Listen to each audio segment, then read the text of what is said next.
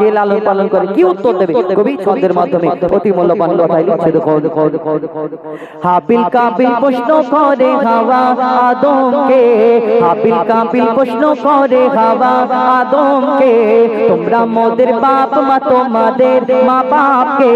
হাবিল কাবিল প্রশ্ন করে হাওয়া আদমকে, তোমরা মোদের বাপ মা তোমাদের মা বাপকে।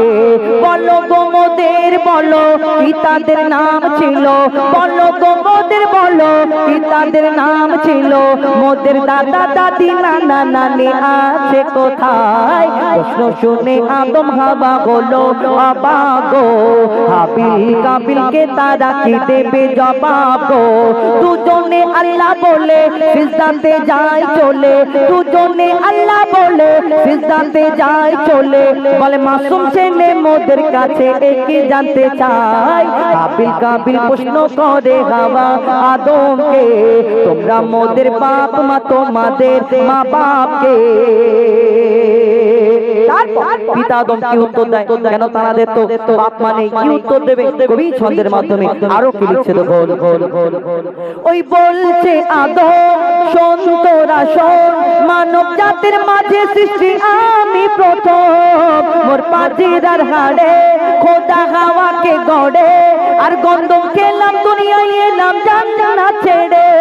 মোদের কেউ জন্ম দেয়নি মোর মায়েরই দুধ খাইনি, মোদের কেউ জন্ম দেয়নি মোর মায়েরই দুধ খাইনি।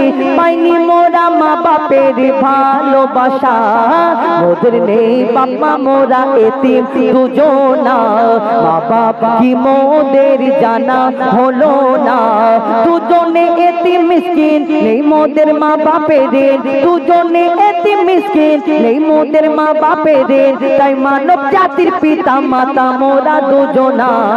হাবিল কাবিল প্রশ্ন করে হাওয়া আদমকে, তোমরা মোদের বাপ মা তোমাদের মা বাপকে।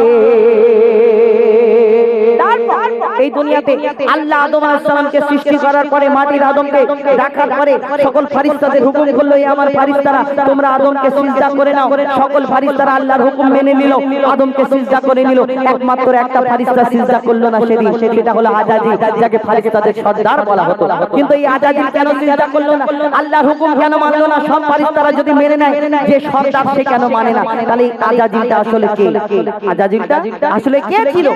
যেমন আমাকে আপনাকে আল্লাহ আদম জাতকে সৃষ্টি করেছেন আল্লাহর ইবাদত করার জন্য, যেমন আমাদের সৃষ্টির আগে আল্লাহ একটা জিন জাতকে সৃষ্টি করলেন আল্লাহর ইবাদত করার জন্য। কিন্তু সেই আল্লাহর ইবাদত করার জন্য সৃষ্টি করা হলো, জিন জাত আল্লাহর এত নাফরমানি করতে লাগলো, তখন আল্লাহ ওই জিন জাতকে ফেরেশতাদের বলল জিন জাতটাকে ধ্বংস করে দাও, শেষ করে দাও। আর তাদের মধ্যে একটা ছোট্ট বাচ্চা বেঁচে রয়ে গেল। এই বাচ্চাটা ইবাদত করতে করতে করতে করতে কম বেশি 6 লক্ষ বছর ধরে ইবাদত করার পরে যার নাম হলো আজাজিল, যাকে ফেরেশতাদের সর্দার বলা হতো। কিন্তু তার মনে একটু অহংকার হয়ে গেল, আমি জিন জাত, আমি আগুনের সৃষ্টি, আর আমি এই মাটির আদম মাটির পুতুলকে সিজদা করব, এটা কেমন করে হয়? তো ওই একটু অহংকারের জন্য আজাজিল আর ফেরেশতা রইল না, শয়তানদের সর্দার হয়ে গেল। কিন্তু আমরা আদম জাত, আমরা ইনসান, আমরা মানুষ, শেষ নবীর উম্মত, আমরাও দুনিয়াতে অহংকারী করি না? এই আমি সুন্দর দেখতে, আমি গাইতে পারি, আমার টাকা আছে, আমার ক্ষমতা আছে, কি অহংকার করো? তোমার ভিতরে যখন মিশে যাবে সব শেষ হয়ে যাবে। কবি ছন্দের মাধ্যমে আরো কি লিখছে দেখো। নিয়ে কাদা মাটি ধুল খোদা গড়লো পুতুল, নিয়ে কাদা মাটি ধুল খোদা গড়লো পুতুল, সে পুতুলে দিল নূরে মুহাম্মদ রাসূল। পুতুল নড়ে চড়ে আবার সিজদা করে, সারা কায়নাতের জ্ঞান খোদা দিল যে তারে। জিবরিল আমিনকে ধরে আজাজিল দুঃখ করে, জিবরিল আমিনকে ধরে আজাজিল দুঃখ করে। আমাকে ভুলে গেল খোদা আদমের মায়ায়, আমি জিন্দা তবু ফেরেশতাদের সর্দার। সব থেকে বেশি জ্ঞানী আমার অহংকার, আগুনে আমার জনম আর মাটিতে গড়া আদম, আগুনে আমার জনম আর মাটিতে গড়া আদম। তাই আদম এসে সিজদা দেবে আমার দুটি পায়। হাবিল কাবিল প্রশ্ন করে হাওয়া আদমকে, তোমরা মোদের বাপ মা তোমাদের মা বাপকে। হাবিল কাবিল প্রশ্ন করে হাওয়া আদমকে, তোমরা মোদের বাপ মা তোমাদের মা বাপকে।